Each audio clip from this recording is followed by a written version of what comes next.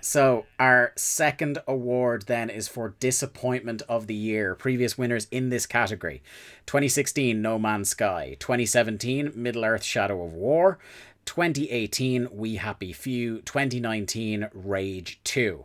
Our nominees for 2020: Final Fantasy VII Remake, Doom Eternal, Carrion, Marvel's Avengers, Tell Me Why, Super Mario 3D All-Stars, the PS5 pre-release info and launch lineup, Hotshots Racing, Fast and Furious Crossroads, and Dragon Ball Z Kakarot. I have drawn first on this category, so I will... Fix. I get the fixes in. I will take the cleaver to our first game here. And I'm just going to go from the point of view of what the fuck else did you expect? And I'm going to go for Fast and Furious Crossroads. Yeah, it had to get an honourable mention, so I had to put it on. But yes, it really honestly is no more than what anyone should have expected. Is this an example of a game where it's disappointing, but because everyone knew it was going to be disappointing, and also because it made absolutely no waves whatsoever for being disappointing, that it is just a sort of afterthought popcorn fart of a thing? Yeah. It is astonishing for how big that franchise is that it made no impression whatsoever. When you think about the action set pieces in the Fast and Furious franchise, like how, I mean, regardless of whether you can take those movies seriously, I suggest that you don't, but if you do, good for you. But I love them because of the fantasticism, the crazy things, like fucking cars being driven from building to building in the Middle East. The and Rock shit. flexing out of a cast. Oh, flex out of a cast, rock bottoming people on the table, flying cars with parrot, all of that shit. And then we get this game about like mediocre driving, and it's like 4 hours long, and you can't play online because no one else is playing the game, and it's just like, yeah. I put it to you like this. Vin Diesel's Wheelman is still bigger than Fast and Furious Crossroads. There's your guaranteed Peter Wellington pop for the show anyway. Next up, Jack. I'm going to take Tell Me Why off this list because it's a very good game and I love it a lot. I mean, I would disagree, but hey, I feel I will be the outlier in this one. I'm kind of with you, Mark. I haven't finished it. I think there's other stuff that should probably win. Yes, I agree. I was cold. I was cold on it. I was. Yeah, I came into that. I mean, I'm not the high man on Life is Strange that I think the rest of you are, but I still appreciated what that game is and the setting and some of the narrative themes. Like it's one of those like I appreciate from afar, and it's kind of why I wanted to jump in to Tell Me Why. Partly because I've become story guy Mark Robinson this year. Yeah. And you love the Backstreet Boys. And I love the Backstreet Boys, naturally. Shout out Brooklyn Nine-Nine. At no point did Tell Me Why grab me either like mechanically or narratively. Like visually, it's a very nice looking game, but I really felt myself forcing to get through, and I only got up to, I want to say 2/3 of the way through chapter 2, and I just didn't feel compelled to go further with it. Like the story didn't push me to want to finish it, and mechanically, there's just not a lot going on there. So I was very cold with that. But again, there's at least two things that I would probably go for more. But yeah, I wasn't that big of a fan of Tell Me Why. Yeah, my biggest disappointment is that it's on this list. I didn't. I will respect the two of you guys, and I think it makes it very difficult for me in a future category to kind of argue the merits of this game. But not disappointing for me. But hey, what are you gonna do? Barry, you're next. In a similar vein to Fast and Furious, I would have liked if this license played out better than it did, but I was suspicious of Marvel's Avengers basically from day one. They announced it and I was like, oh, cool, good team, good license, big publisher behind it, presumably a nice budget, let's go. And then they didn't say anything for what felt like 7 years. It was probably only about 2. I think it was 2 or 3 possibly. But I remember it was like 2 or 3 E3s, and then at the end of E3 I was like, wait, Did Square say anything about that goddamn Avengers game? It was PSX 2015, I think, that it was announced. Wow, was it really? Yeah, wow. Because I was in Prague when it got announced. Because it was the same day. It was the same conference that that fucking what's it called? That Last of Us 2 closed. Remake. Oh, Last of Us 2. That's it. Yeah. That's it.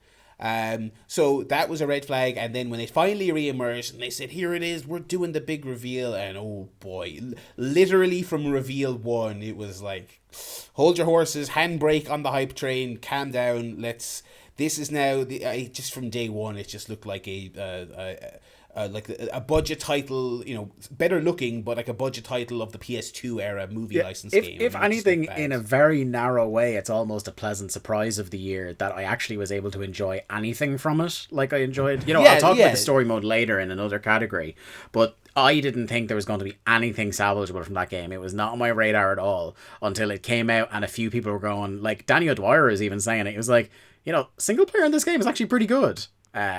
So yeah, I would take it off for that. I don't think it's the most bitterly disappointing. It's not my winner in this category anyway. I think Barry illustrates it very well there, like by saying he was suspicious of it from the start. I remember me and Dave saying on the show when we were talking about it that we are two massive fans of the comics and comics in general, and everything I saw from it got me less and less and less and less hyped. To the time where it came out, and I'm sat there on the day it came out talking about it with Dave, and I couldn't have given a stuff. So to me, it's not a disappointment, only because they just lowered the bar so low, so brutally low, that when it came out, like you said, Dave, and people said, nah, it's all right. It's all right means it wasn't a disappointment. It probably means it places in another category. The thing that I think if we were to say Marvel's Avengers marketing was the disappointment of the year, because boy was it shitty, and I think one of the things that really would have popped a lot of nerd cred with comic book followers would be to put out front and center that Kamala Khan, Miss Marvel, was the lead of this game. She's the main character, and you would not have fucking known that until the game was already out. They really buried the lead on that one. So I don't think it hangs here with a couple of the other heavy hitters. Mark. So Hotshots Racing was meant to be a kind of love letter to the early 90s with virtual racing, with that low poly aesthetic, and visually and tonally it absolutely nailed that. But as an actual game to play in terms of the racing, it has the critical error of including rubber banding, which is the worst thing you can do in a racing game. And just for that reason alone, I really enjoyed it for the first 5 minutes, and then after 3 races where they ended the exact same, where I only just managed to end in first place, and I was just like, nope, this is not doing it for me. And quite honestly, there were 2 low poly racing games I played this year. Art of Rally is fucking incredible. I love that game. And Hotshots Racing, I really thought it was going to be way better than it was. And they purely just ruined it because of the rubber banding. I will say the only thing I really enjoyed from that was the one character, the one racer who is some sort of cyborg, and it's never really elaborated that much on. That always made me laugh.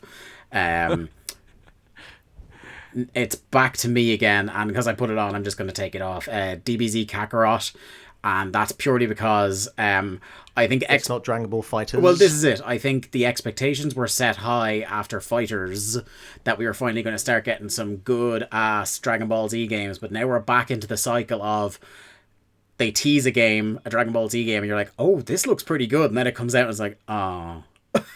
So we're just back in that cycle that had been happening for maybe 2 or 3 console generations. I think the thing is they've tried to do a Dragon Ball Z RPG about 90 times at this point, and it just doesn't work. And what makes Fighters work, and it's not like it was the first 2D or fighting game in the Dragon Ball Z genre, but one, they kept it 2D, which I think is crucial, because trying to do a 3D Dragon Ball Z game just doesn't work because of the whole how do you do the sort of floating around in the air, and how do you make that space, work? it's impossible in a 3D space. It just doesn't work. Also, it never feels natural. It really it managed to annoy both sets of people who want Dragon Ball Z games. So there are people who are like, I'm sick of playing through the sagas from the show every single game that they do. I want to see them do something brand new. And the people who just hold the sagas as they are as holy texts, because what they did was they did a mishmash of two where they go back to the story of Kakarot and they change it. So it's like a new version of the old canon. So you piss off people who really wanted to play through the old highlight reels of Dragon Ball Z, and you pissed off the people who wanted something new because it's not even something completely new either. I mean, I'm absolutely fine with that if at some point we got a tag team of Nappa and Garlic Jr., but otherwise they can fuck off. Right, Jack. I didn't mind Doom Eternal. I thought it was alright. I thought it was more Doom. Yeah, but you're talking about, like, you're going from one of the, like, the, you know, most people's game of the year in 2016 to, yeah, it was alright. Yeah, but it was this eternal alrightness. I think that, obviously, I mean, as much as I like Doom and really did like Doom and was actually pushing for it to win over Hitman that I hadn't played at the time. I was about to reference that. Yeah. I really liked the game. I had a lot of fun with it, but I don't think my expectations were maybe as high as potentially you, Dave. That to me this wasn't as much of a disappointment. So this is just coming from me personally. I didn't finish it in the end. I got like 5-10 hours into it, and then it was kicking my ass a little bit, but it didn't. There was no real unique features to it that... Yeah, but listen to what you're saying here. Like, that sounds so disappointing. It's disappointing, like, but it's like you're talking yourself round. It's disappointing, but it's not like it's not like, oh my god, fuck this, disappointing. Which I don't know, like, Jack, because you got to keep in mind, it's not just Dave. Like, Doom was my game of 2016, so I also had my expectations pretty high for Doom Eternal. And was it Giant Bombs as well, or was that Hitman? No, they went Hitman at the end. Yeah, they had to. Most people, it was those two they had a games. very bitter fight at the very end. Yeah, and honestly, like, I didn't finish Eternal because, like, the game is just, it's quite excessive in, like, some of the levels are just far too Crunch. long. Like, I think the game... Don't you think video game version of Crunch is that you're, like, having to work through waves? In some ways. Like, just...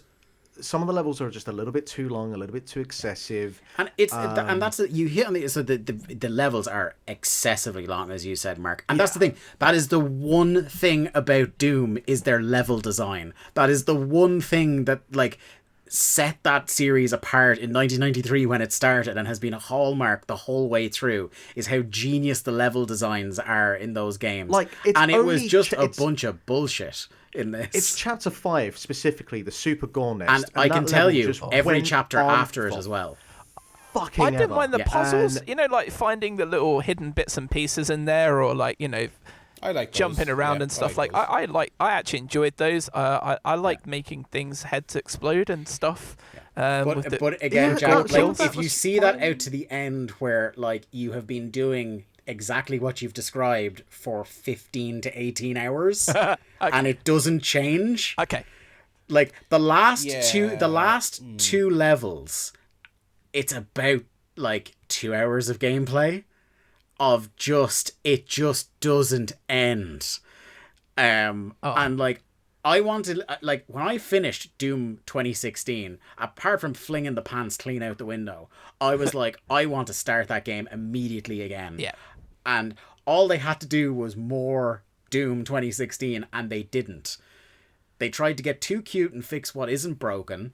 They just, excess is the word I keep coming back to that Mark used excellently. Like, it is the most profoundly disappointed by a country mile I have been in this category since Middle-earth Shadow of War. Wow. And it's a very similar thing, apart from the whole like microtransactions thing that was going on in Shadow of War. But the fact that they had this perfect little package and fucked it, like, with excess and trying to do too many things at once, throw everything at the wall. Isn't it interesting, like, they have, because Doom is self-aware of what it is, yes. and, you know, And Doom Eternal is self-aware, but it's somehow so self-aware that it's actually come full circle back to where we're like before Doom somehow. I don't know how the fuck that was possible.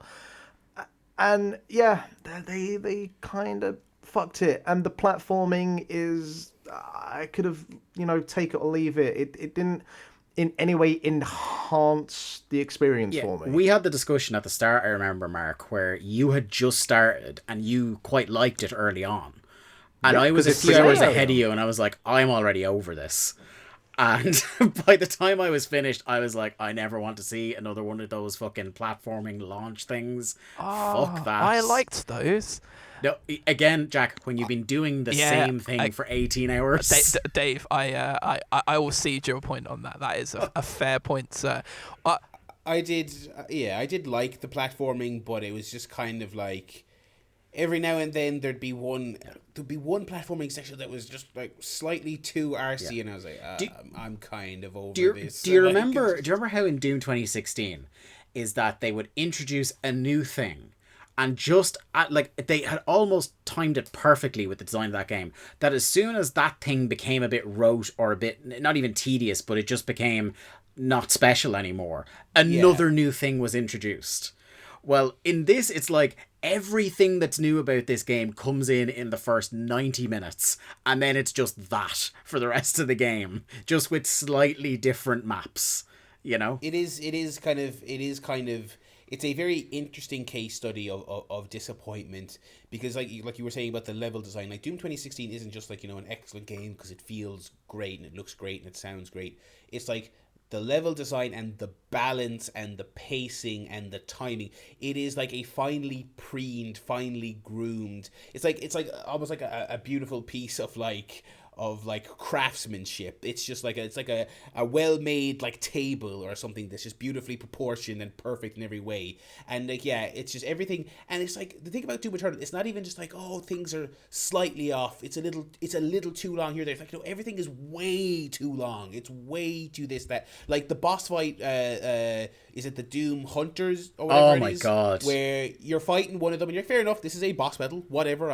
It's okay. I'm not disliking it. And you get its health nearly down and you're transported to another level where you're then fighting two. Yeah. And I'm like, but you just built me up to this guy being the big, not the big bad, but of this act of the story. It's like the first big major boss, and I have this hard fought fight. It's not easy, I died a couple of times, gotta sit down. And then it's like, okay, now fight two of them. I'm like, what? Yeah. How is this the same team who made 2016? The design doc for this game is, but more. Like, that's all it says. What if there was two of them? And also, again, if you want to talk about excess, I'm never someone who's like, you should play this with a keyboard, because that's never been my gaming upbringing. There was more shit in this game than could fit on the Xbox controller. I was like, left to put the ice. No, left is the ice grenade.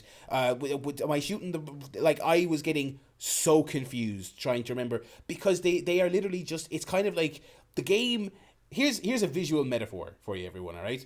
Doom 2016 is a Mega Drive. Doom Eternal is a Mega Drive with a 32X and a Sega CD clamped onto it. It's like they took that good core and they attached on these things that are not bad on their own, but the end result is just a bit of a mess. Yeah, just a bit of a mess. Like shotgun grappling hook, brilliant idea. Yeah, but like that with 26 other new mechanics, like, yeah, I would go a half hour at a time forgetting I had that. Yeah. And that's the thing, like, do you remember, like, one of the things we said in 2016, Mark, was that the way they layered in the weapons and the way they taught you the secondary fires and things like that, is that when you were getting to the bits where it was really hard, it was so intuitive in your brain at that point that you never got tied up in your head with, oh, what weapon works against this or what's best for this situation. You just knew, because the game taught you so well and the weapon wheel was laid out so well.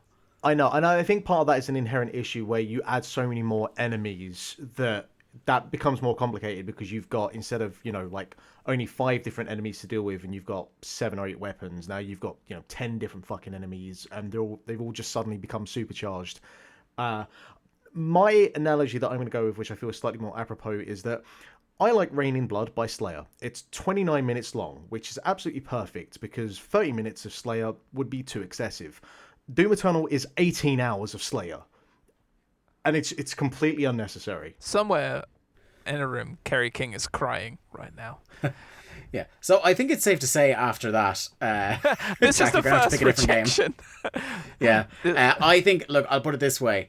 It is in my top 2. I would have it as number 1 for me, but I might get outvoted by a game we haven't talked about yet here that I can see. I'm not sure if really- it's my number 1, but it is definitely like top 3 for me. Yeah. I don't want to see it Okay, go if the stuff remaining then, and honestly, yeah, I can tell like there's a genuine like pissed off rage, and because maybe I didn't finish it when I'm like it's just okay. Maybe if someone had made me play the rest of it, I'd be right there with you. The only other one really, and I don't really know an awful lot about it other than that it's a sort of a puzzly kind of game, is Carrion. Does this be a disappointment? I don't know. I know Mark was more disappointed than me. I was just like, yeah, okay, I get this. I had fun with it. I wasn't like to the point of being annoyed like I was with 1 or 2 of these other games. So I would definitely, if my relative enthusiasm to Mark's disappointment cancels each other out, then it can probably go. Sorry, Barry, you can go first. Oh, cheers. I also think it's kind of like what helps Carrion a lot is that it's short. You know, I don't know if I would say I was disappointed. I just thought it was good, not great. And I think its strength is that it rolls out a new gimmick every half hour, and it's like 4 hours long. You know, and the other thing again, if you take Carrion off this list, which I think we should, I think it's good to go now. You're left with some real heavy licensed heavy hitters here, and at the end of the day, Carrion is the next pretty good game from the lads who made Butcher, which was also a pretty good game and not much else. Yeah. You know, I think I think it's fair to get of caught. the things left on the list. It probably had the lowest expectation coming into it to disappoint. Honestly, on. my disappointment stems from the fact that Metroidvanias, we've had some very, very good Metroidvanias over the past 5 to 10 years, whether you're looking at your Guacameles, your Hollow Knights, your Axiom Verges. I'm probably missing a whole bunch of them. And Carrion, just for a start, the lack of a map. I don't understand why. We have stopped doing that since the original Metroid, and that is a thing that should be in every single game. Or, most crucially, you have to differentiate your area so clearly that at no time will you ever feel like you are just completely lost from where you are. There's that, and there's a simple fact that just the, alien, beast, monster, whatever you are, the controlling of it is just, it's a little bit unwieldy and a little bit clunky, and you never really fully feel in control of what you're doing. And maybe that is a design choice, maybe, purely it could just be a subjective thing, but I never really felt in control of what I was trying to do. So I think those two things, more just the first thing, just because, again, there've just been some incredible Metroidvanias over the past 10 years, and I was just hoping that this would be in that upper echelon, and it never at any point, like, it's a really cool visual style, it has a really cool soundtrack that we'll talk about later, but it just fell very short of my expectations. Okay. But I do think it can go at this point. Okay. Barry. I'm going to take one that I put on, as I feel like it doesn't hang. It's the PS5 pre-release info and launch lineup. We kind of touched on the pre-release info in the last category. Honestly, yeah, that's not worth a mention among the other disgusting things that happened, but this fucking game of chicken between Sony and Microsoft about what the boxes are, how much they cost, what you can do with them, what's coming out on them, was so embarrassing. Like, it was just so lame. And then, honestly, now that we are post-launch lineup, I'm like, okay, I was totally confused by Demon's Souls. I was like, is that a PS4 game? Is that coming to PC? They said it's coming to PC, and then they said it's not coming to PC. Now we know that is an actual exclusive. It's possibly the only heavy hitter exclusive of the next gen games, but it is. And it's a remake. Miles Morales, and it's a remake. But it's exclusive and people like it. And Miles Morales, it's technically out on PS4, but the people who have the PS5 version are like, this is great. And of course, Astro is great. So my bugbear here was more with just the general tomfoolery around the the lack of information for both the consoles, but namely the PS5. I don't think it hangs with this other stuff, especially since it has now come out and it's a fine console with some cool games on it. So yeah, that can go. Okay. Do we want to just go to a vote now with 3 left? Well, let's will talk about the other two yeah. first, Okay. I guess. So, yeah. who wants to take Super Mario 3D All Stars? I mean, I feel like maybe me and Jack have more to say about Final Fantasy VII, so Yeah. I don't know, like, Well, Dave, what, if you want yeah, to start so on All Stars. I guess what I'll say about this is it's a tough one to put down as most disappointing when the box itself does contain like 2 of the great platformers of all time, and the greatest being Super Mario Sunshine, of course. So like it's kind of hard to say that something is the disappointment of the year when I'm able to play Super Mario 64 on my Switch. But I guess the quality of care that went into the ports, the packaging of the ports, None.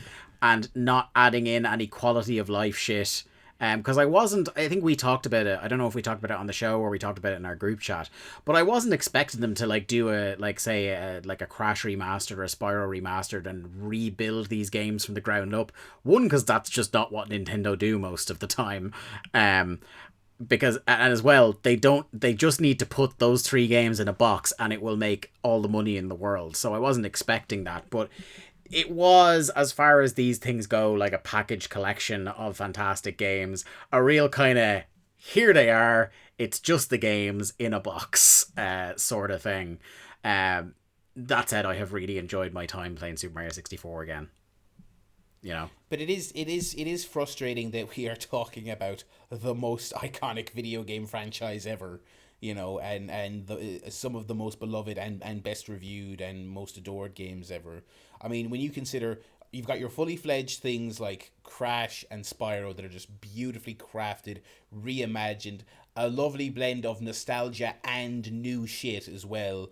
Tony Hawk's this year, which again just like looks incredible by modern standards, but also feels like it's just lovingly done with the sensibilities of someone who played this game 20 years ago. But even let's say look, they didn't want to do like FF7 and build it from scratch in a modern engine, because that's a lot of work. Even like, you know, there's those like Neo Geo compilations or the Castlevania thing where you get it and it's not remade, but it runs at a great frame rate and it's properly redone in 16:9 HD. They haven't made new sprites, but they've done the work to just rejig it just a bit more of a polish than what we got, kind of thing. Yeah, and Capcom, like the Street Fighter edition, where it's like here's 10 Street Fighter games and also promotional images, concept art, posters. It doesn't have to be anything fancy. Here's a menu of JPEGs of the arcade cabinet. You know what I mean? It's like there are a million different tiers you can do, all the way up to your FF7 style, remake it from the ground up in a modern engine, all the way down to stick it on just pop them on a cartridge and sell it. And that's what Nintendo did. And when it is the behemoth of 3D gaming, I think that's really disappointing. I mean, I think it has the soundtracks on there, doesn't it? Yeah. You can jukebox with it. Yeah. But it's like, how did you have the sensibility to do that but nothing else? You know what I mean? Like, why did you go to that bother, which is cool, it's great music, but not include, like, throw some concept art on there or something. Anything. I don't understand how Sunshine in this port does not have inverted controls, which they had to later patch in, but the original has Sean inverted McGee. controls. But yeah, Sunshine is the most bizarre of as it always is of the thing, because they tinkered with the controls. They also, like, in a collection of games where it screams they did no effort, they did like re-render the HUD elements in Sunshine, so that your life counter and all this other stuff, they are properly pushed out to 16:9 ratio, so they're not all on top of you, which is great. They're in a higher resolution, so they're not blocky, which is great. It's like you did that, but you couldn't make Mario 64 run at 60 frames a second. Like, what? Like, it's just absolutely bizarre. It's really bizarre. I don't know if it wins because Final Fantasy and Doom are monoliths. They're big, massive things. And whereas they Dave both said, of them personally hurt someone on the panel. Right. Whereas to go back to Dave's original point, at the end of the day, this is and look, some people like it when you just get the game as it was, warts and all. Some people actually do like that. So I think we've given fair due to why this sucked, but surely it can go and we can. I think it's a 2-horse race. Is that fair to say? Yeah. Yeah, I think so.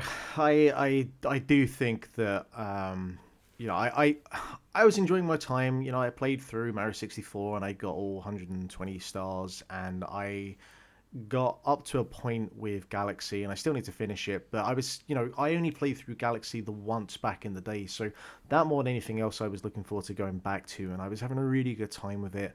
And Sunshine finally has aged in a way that I was blind to back in the day, but I do think that the last two games are really where the discourse happens. Yeah.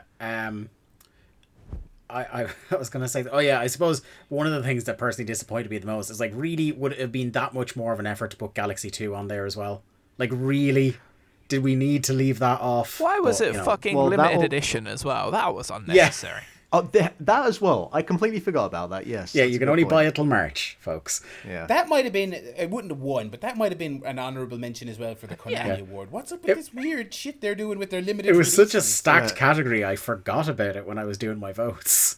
It wouldn't have hung, Nintendo. but just bizarre. Yeah, Nintendo continued to be just completely inscrutable. So at this point, I'm just going to sit back. I'm going to polish off my second whiskey of the evening and hand over to Jack Lazell, because we're going to talk about Final Fantasy VII Remake, the game that I know no other man on this earth that was looking forward to it as much, and it hurt your feelings.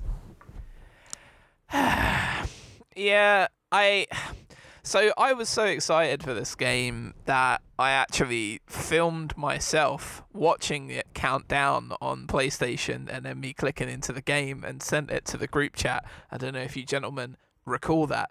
And I played through the same, thing, that the demo that we'd already played through it, and I played through it again and I enjoyed it just as much. I was like, yeah, I like the new combat system.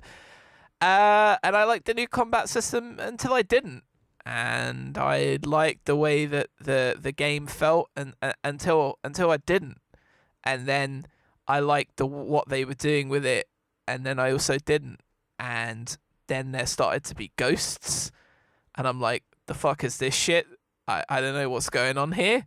And then, the ultimate reveal, spoiler alert, that they're crazy narrative ghosts, and that if you defeat these narrative ghosts, you can divert your path from the story of the first game, which basically just gives them free license to do whatever the fuck they want with the rest of the Final Fantasy VII games going forward. And for fuck's sake, why call your game Final Fantasy VII Remake if you are going to spend the entire first game foreshadowing that you're going to completely divert from the story of the original game, and not in a way that people are going to like, in a way where no one's really sure what they're going to do.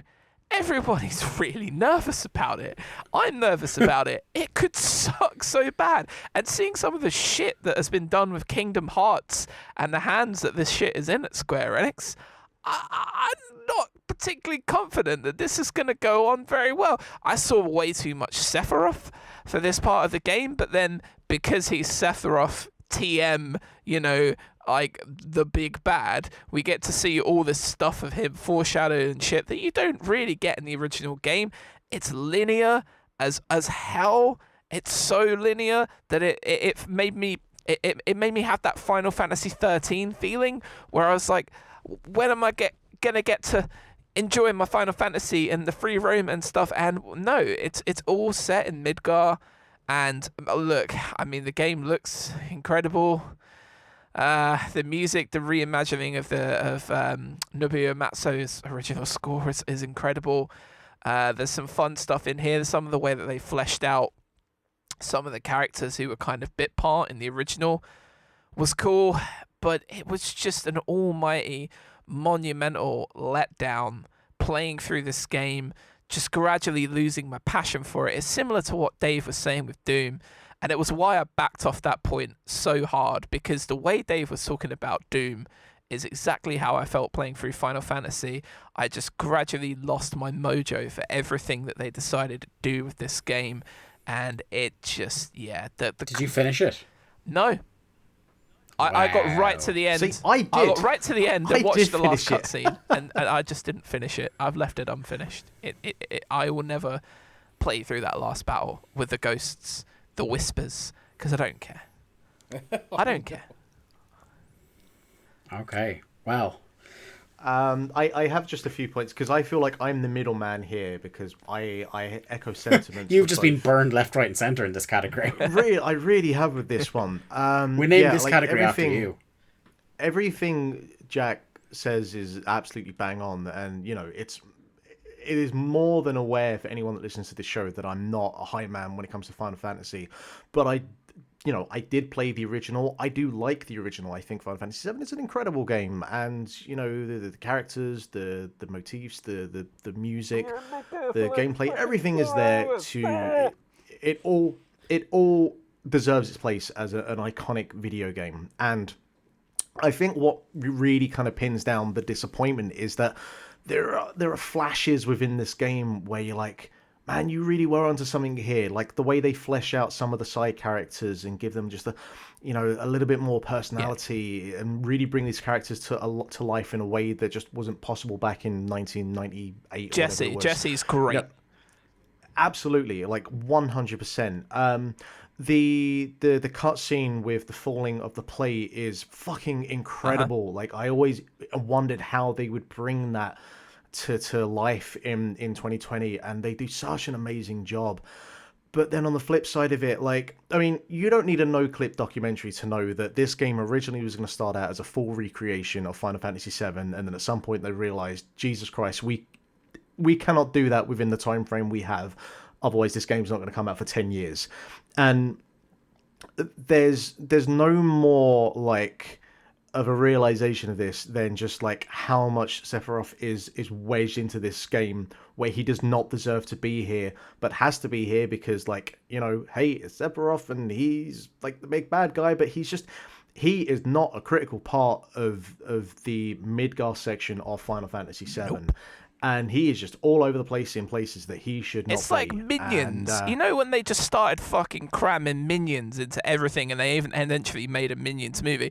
Minions are funny for the little sections they get in Despicable Me, in the same way that Sephiroth is great when he is gradually built up I never would have thought this would be the comparison you'd draw. That's what I'm going with, because that's the level of annoyance. I kept seeing Sephiroth. You see Sephiroth so early in this game when you're like, why? Yeah, it's 40 minutes into the game. You see him.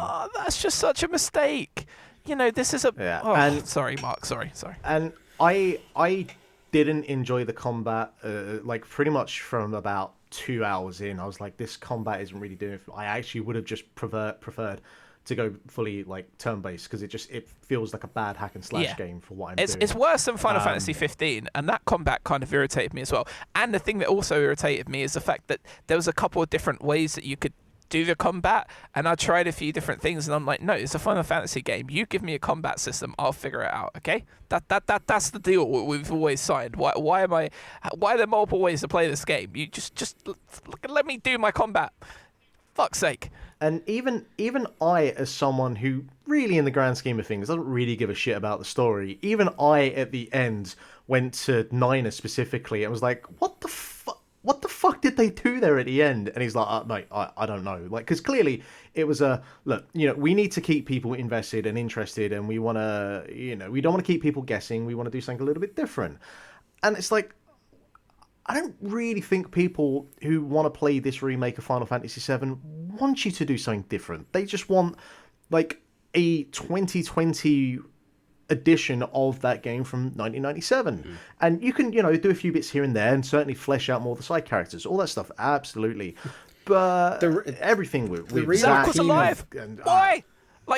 One of the key things about the first game, it's so key to the story about this guy that you're like, looks like Cloud, but he isn't Cloud. What's the deal there? No, he's just alive at the end of the game. Like, what the fuck? You've taken all the mystery out of it. The real theme of the heavy hitters in this category this year is really please do less, which is weird. Look, let's do a vote in order. Myself first. It will come as no surprise. My horse in this race is Doom, although I do sympathise with you, Jack. Jack, you are next. I don't think it'll surprise anybody who you go for. Just flip reverse the exact sentence. My horse in this race is Final Fantasy VII, though I do sympathise with you, Dave. Barry. So my thing on Final Fantasy VII was I've never in my life been a Final Fantasy VII guy. Same. Played a couple of hours of this one and thought, this is alright. Good, looks good, and that was it. I didn't because I had no pre-established feeling for the series one way or the other.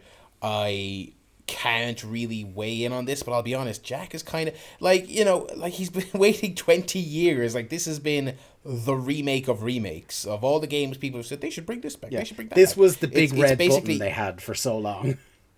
Yeah, it's like basically been like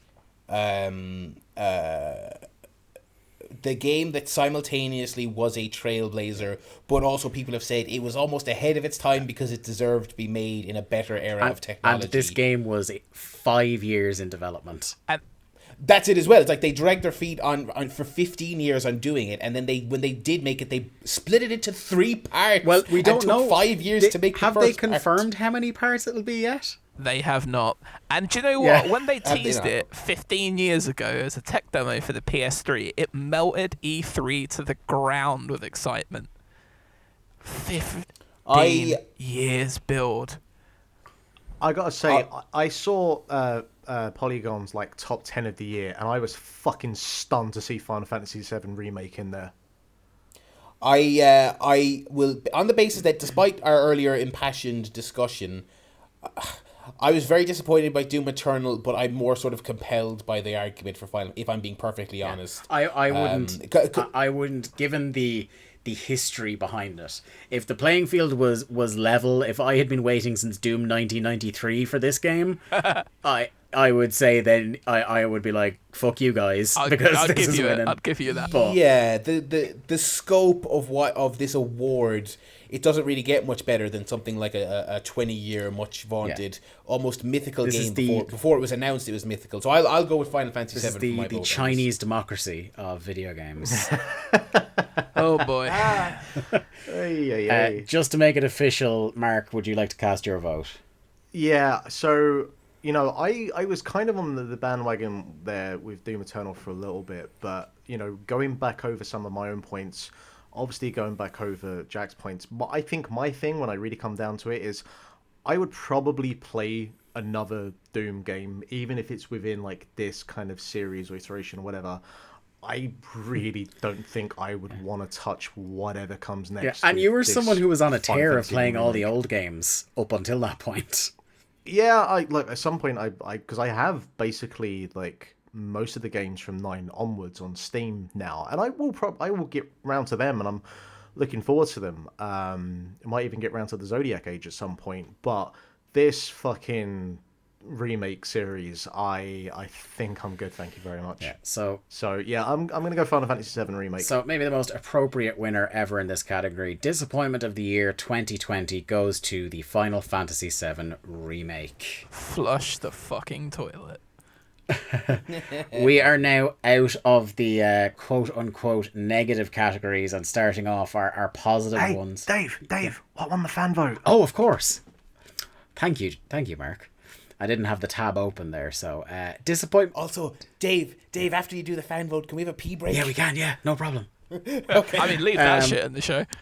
Yeah, definitely. That's not getting cut out. So disappointment of the year with a staggering 48.1% of the vote. Marvel's Avengers. Ooh. Wow. Okay, I'll take that. Well, people love them, the Marvel. Yeah. They really do. It makes sense. I'll tell you what, we this is the one where we've started to diverge from the listeners, because even in second place with 14.8%, so think about that difference there, 48 to 14% was the PS5 pre-release info and launch lineup. That's everyone that didn't get a PS5. I mean, I'm sorry, but that has Astrobot, so I don't understand. Final Fantasy got 11% of the vote. Yeah. But Mark, most people can't play Astrobot. Yeah. Yeah, but it's there at least. It is there. It is in the launch lineup. it And rules. Doom got 7.5%. That's shocking. That Dave is just shocking. stuffing the It really ballot is. box on that one. The two that got the least amount that were actually voted on were Fast and Furious Crossroads and Carrion got 1 vote each. I assume both from Mark somehow. I did not vote Fast yes. and Furious got Jeff Gersman's, mate. Okay, right, let's take the pee break.